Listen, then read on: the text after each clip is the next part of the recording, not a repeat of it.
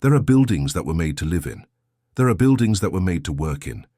But there is a rare kind of building, a kind that seems alive, as if it had a presence of its own. And in downtown São Paulo, one of them became known as the building that swallows people, the Joelma Building, a name that carries pain, tragedy, despair, and decades of accounts that were never explained. But what you're going to see now has nothing to do with the 1974 fire. At least, not directly. This story begins 20 years later, in 1994. It was an ordinary morning in downtown São Paulo. The Joelma Building, already renamed Praça da Bandeira, was operating normally. Hundreds of people went in and out. They worked, they ate, they lived their routines, as if the past had never existed. But that day something happened on the 15th floor, something no one was able to explain. Around 8 in the morning, employees noticed a strange smell in the hallway. First, a light odor, then strong, then unbearable. The smell was coming from inside the elevator. The elevator was stopped on the 15th floor, completely closed, lights on. When the firefighters were called and finally opened the door, they found something so horrible they would never forget it. Inside there was the body of a woman, completely charred, as if she had been burned in there. But here is where the inexplicable begins. There was no smoke in the building. There was no fire in the building. There was nothing burned inside the elevator, only the body. The panel was intact, the ceiling intact, the cables intact, the floor intact. It was as if the fire had chosen only her. And the most disturbing part, there was no source of combustion capable of causing that. None. No short circuit, no spark, no fire focus. The forensic investigation was never able to explain how that woman caught fire in that sealed elevator. Some testimonies claim that the body seemed to have been burned from the inside out. Other people commented that the night before they heard distant screams, but saw no one in the hallways. And the older ones, those who had worked in the building since the 80s, said something else. This building didn't let her leave. Before we continue this story, I want to make a special invitation to you who have made it this far. If you like real mysteries, dark cases, and stories that history tried to hide, then take this moment and subscribe to the channel Arquivos do Inexplicável. This helps our work a lot and makes sure you won't miss the next episodes. Every week, we have new stories, always with deep research and cinematic narrative. And do me a favor, leave your like right now. It's a simple gesture, but it changes everything for the channel. YouTube understands that the content is worth it and shows it to more people. And I want to get to know you better. Comment down below from which city you're watching and what time it is there right now. I always read all the comments, and I'm amazed to see how far the channel's stories reach you. All right, now we can continue with the case. For many, that was just an isolated tragedy, an impossible accident, but still an accident. But those who knew Joelma's past knew it wasn't that simple. They knew that elevator stopped exactly on that floor wasn't a coincidence. They knew that decades earlier, that place had been the stage of one of the greatest tragedies in the history of Brazil. They knew that 187 lives had been lost amid smoke, fire, screams, and despair.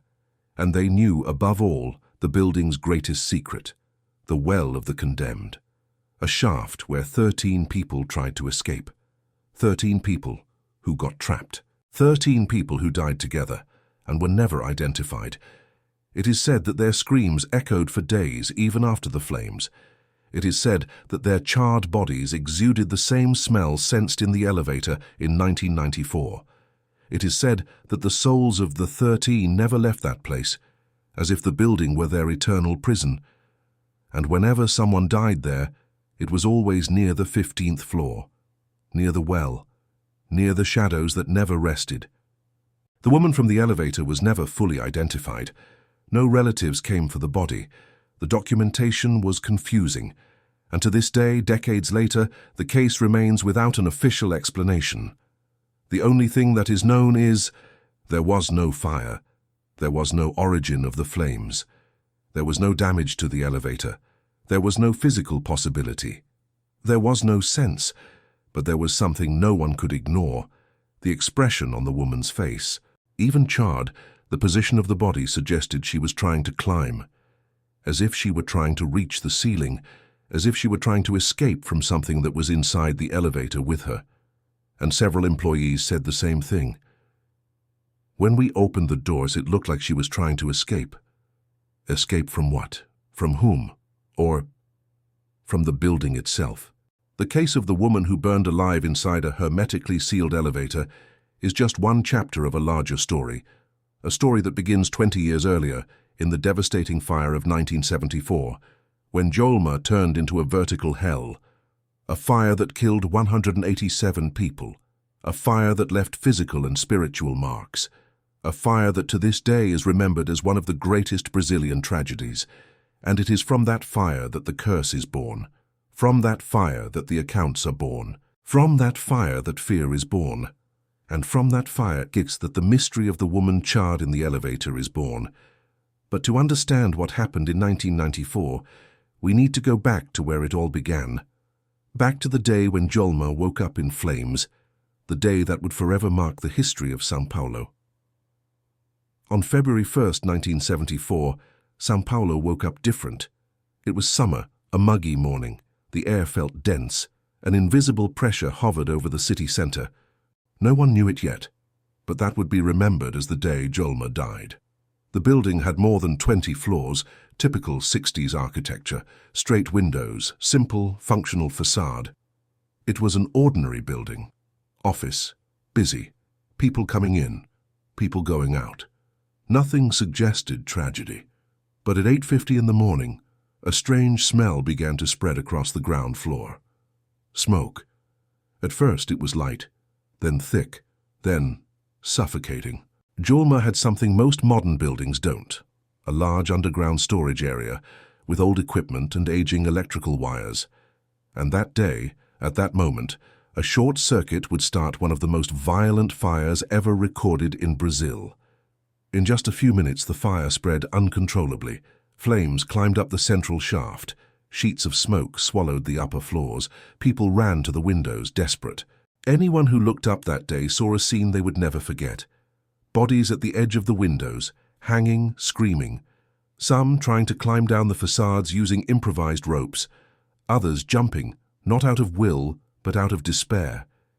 The images of people plummeting from the high floors were shown on the news for weeks. To this day, they are considered some of the darkest photos of São Paulo. The building became a vertical hell. And the most disturbing part, even after the teams tried to get in, many floors remained inaccessible for hours.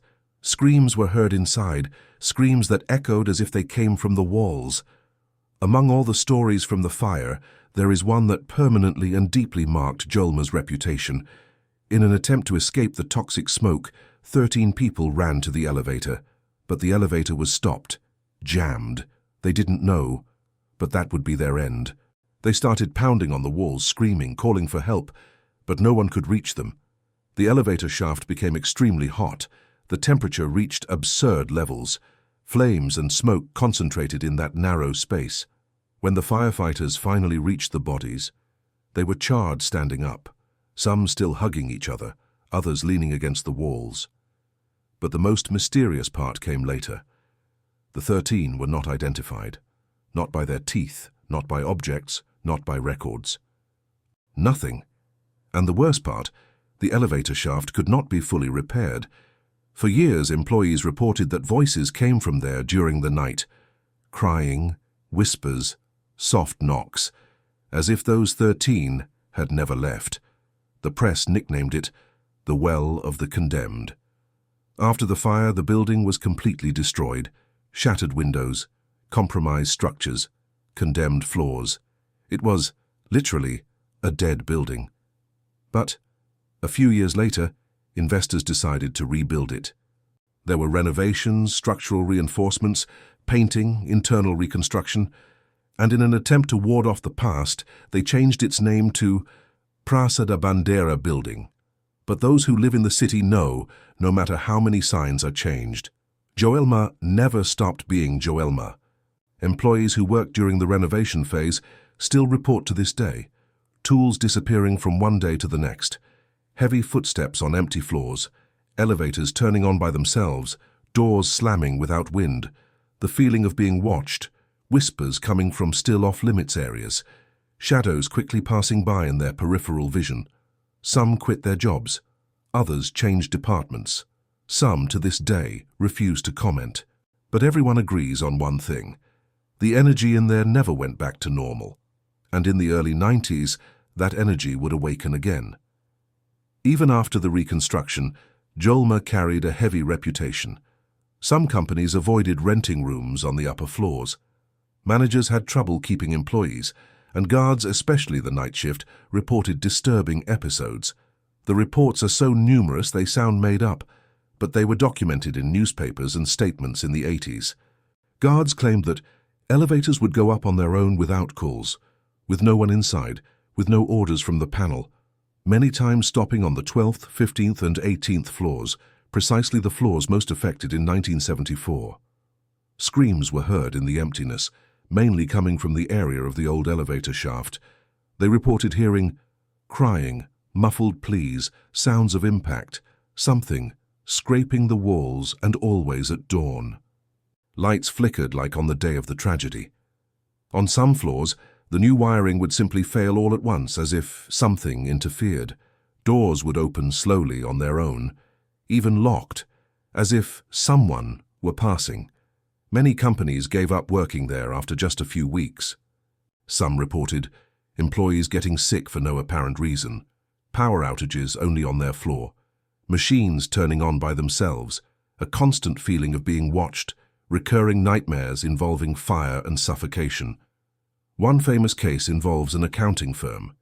For months, employees claimed to smell smoke coming from inside the walls without any real sign of fire, and always in the same hallway, the hallway of the old shaft. It would become legendary. It was the most problematic elevator.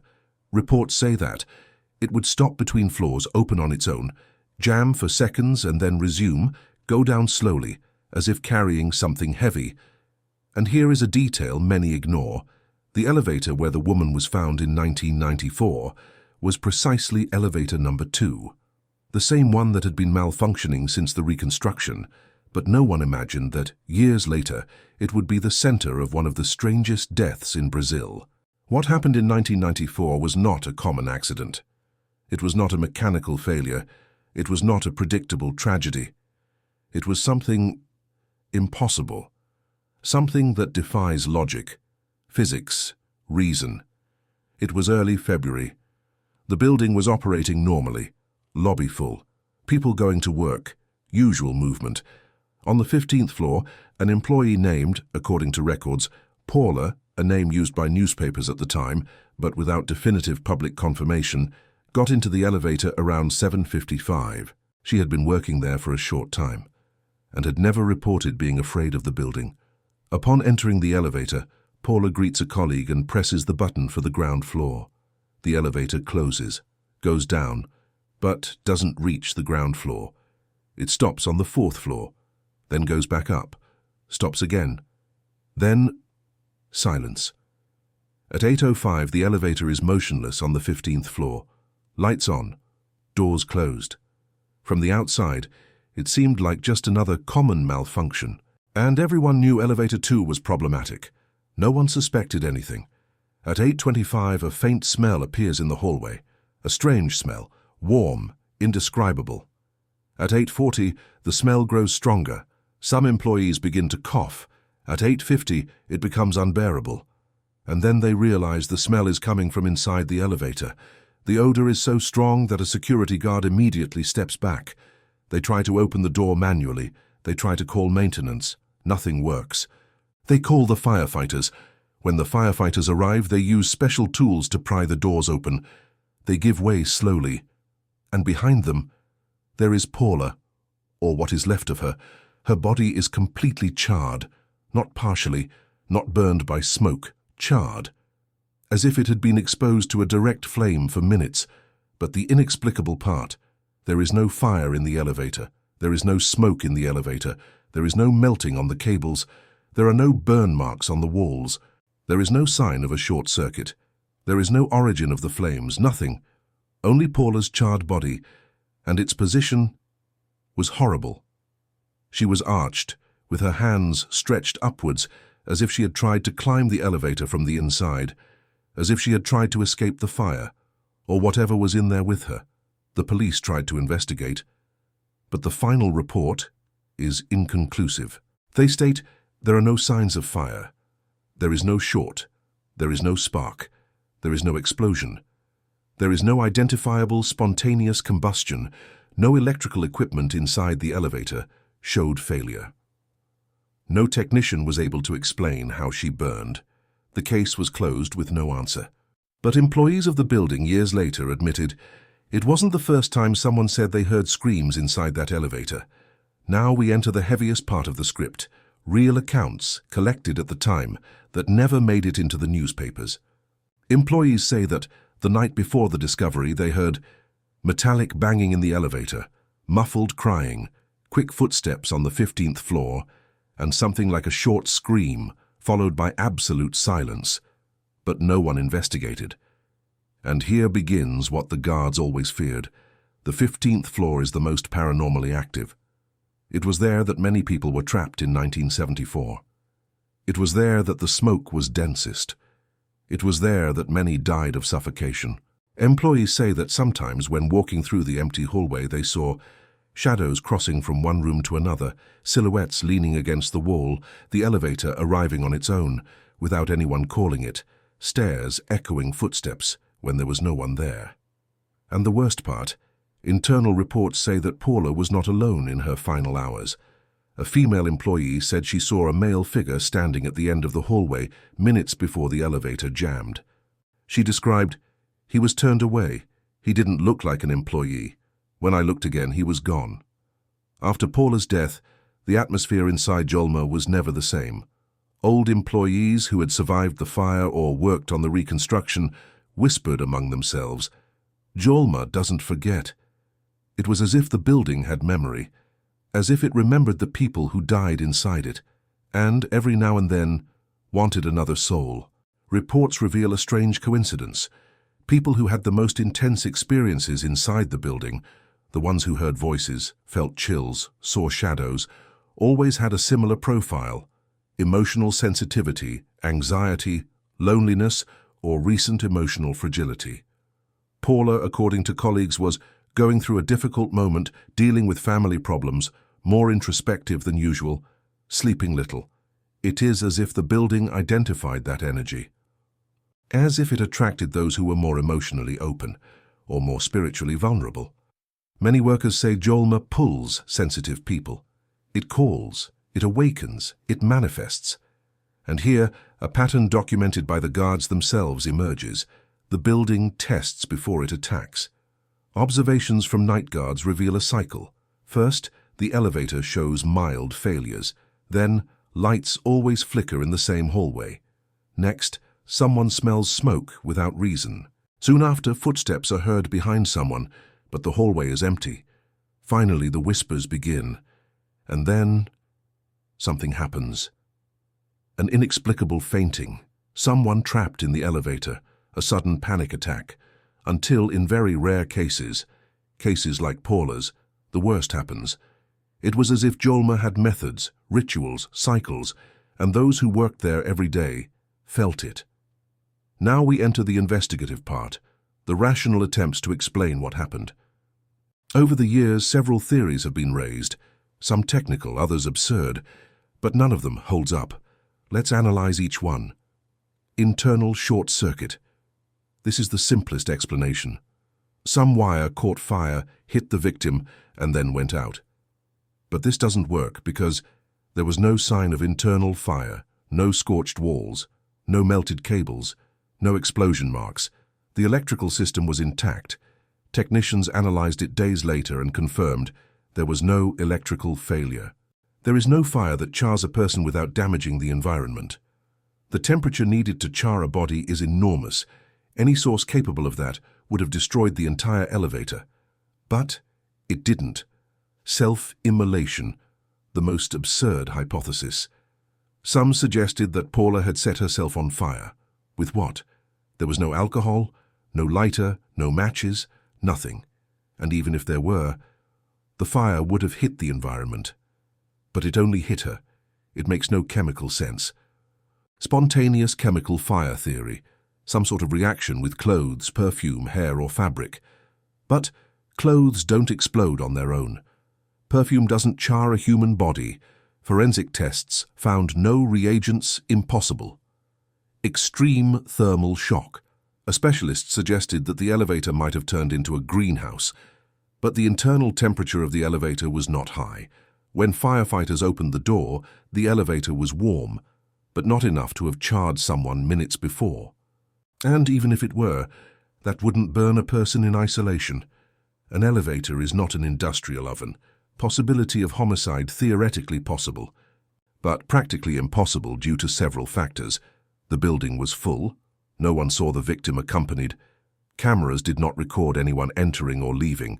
There was no way to set someone on fire without causing screams. There was no flammable material at the scene. No one entered or left the elevator during that period, and most importantly, there was no noise. No one heard anything coming from inside the elevator. If someone really killed her, they would have needed to act in absolute silence with silent fire, without leaving any trace, something impossible. When science fails, imagination enters. But here, imagination is not fantasy. It is documentation. It is decades of reports. It is witnesses, guards, building managers, workers, people who saw, heard, and felt things that should not exist. Spiritual residue from the 1974 fire. The 187 dead left an immense emotional load in the building. Traumatic deaths, collective despair, bodies burning.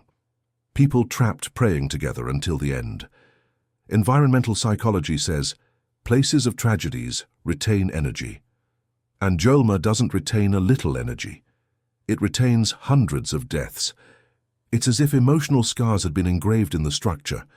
Many believe this energy manifests, echoes, repeats patterns, tries to communicate, tries to complete cycles interrupted by death. The entities of the well of the condemned. This is one of the strongest points. The 13 who died in the shaft never received identification. Names, families, stories, nothing. They died suffocated, burned and isolated. And since then, reports linked to the number 13 have multiplied. 13 knocks on the elevator door, 13-second delay before opening, 13 footsteps behind someone, 13 light bulbs burning out at once, 13 whispers recorded in maintenance audio, 13 degrees Celsius recorded in the hallway even on hot days. It's as if the 13 were still there. Some spiritual guides said, they are souls that don't know they died. They are trapped in the cycle of death. The burned souls theory. This one is frightening. Mediums who visited the place say, the pain of burns creates spiritual echoes. That is, according to this belief, souls that died burned manifest heat, smell, and a sensation of combustion, as if they were repeating the moment of death. This would explain the smell of burning in the hallway, the heat that some guards felt, the electrical failures, and Paula's isolated carbonization, as if she had been pulled into the same kind of death as the 13 condemned. The ancestral presence, the face in the windows. One of the most famous post-fire photos of Joelma shows a face, formed by shadows and debris in the window of one of the burned floors. Many say it is just pareidolia, but others claim they saw that face before, at dawn reflected in the glass, looking from the inside out. Building managers reported that the building watches you. Guards reported, some days it's irritated, and mediums said, it's not a soul, it's an entity, something bigger, something that awakens with the energy of many deaths. Let's reconstruct what may have happened based on the set of reports. The hours before death witnesses say that Paula seemed anxious, kept looking over her shoulder, commented about a strange weight in the air, heard something in the hallway the night before, slept badly. In statements, she reported hearing whispers near her desk, and she said, I think someone called me last night. But there was no one. Entering the elevator. At 7:55, she enters the elevator. The door closes. The elevator goes down, goes up, jams. Paula begins pressing buttons. No response. The elevator stays stopped on the 15th floor, the floor of the original shaft, the floor where more deaths occurred, and where more manifestations are reported. The sudden heat employees noticed. The elevator was too hot for an ordinary morning. Some guards say this had happened before. Sometimes the elevator would turn into a sauna out of nowhere, then it would go back to normal. Possible supernatural explanation: thermal echo, spiritual manifestation, residual energy from the fire. The final event. No one knows exactly what happened in that minute, but based on the reports and considering the building's supernatural elements, the most accepted theory is something manifested inside the elevator with her. Not necessarily an evil entity, but an intense energetic manifestation, the result of collective trauma, burned deaths, trapped spirits, the building's emotional memory Paula would have felt, extreme heat, sudden panic, trouble breathing, sense of presence, intense psychological pressure, and then the fire. But not a physical fire. A fire that leaves no soot, that doesn't destroy metal, that doesn't spread, that only hits the target. A fire that burns as if it were internal, as if it were energetic, as if it were spiritual. What the forensics didn't disclose in off-the-record reports from the time, there are details that never made it to the press. The victim's skin had an irregular burn pattern, different from common fire. It seemed irradiated. The hair was burned but not singed. There was no explosion. There were no directed flames. The tongue was not burned, the main hallmark of physical fire. Absent here. The elevator's temperature was not compatible. No nearby equipment melted. Clothes and metal objects did not show proportional damage. This is incompatible with total carbonization. The possible truth. In the end, after analyzing the building's reports, the history of the fire, the well of the condemned, the flaws in the forensic work, Paula's impossible death, the heat, the smell, the nighttime testimonies, the paranormal history, and the scientific inconsistency, the most coherent conclusion is Joelma is not just a building, it is an emotional organism. It absorbs people's energy and reflects it back. Some are affected psychologically. Some just feel discomfort, but rarely do it takes someone. Paula, for reasons we may never know, was one of those people, sensitive, fearful, vulnerable. And that day, in 1994, Joelma woke up, and she couldn't get out. The building that still breathes today, Joelma is still there. The name on the facade is different. The signs have changed. The companies have changed. The city has changed. But the building has not. Employees still avoid the 15th floor. Guards refuse to work alone. Building managers don't last long. Companies move out for no explained reason.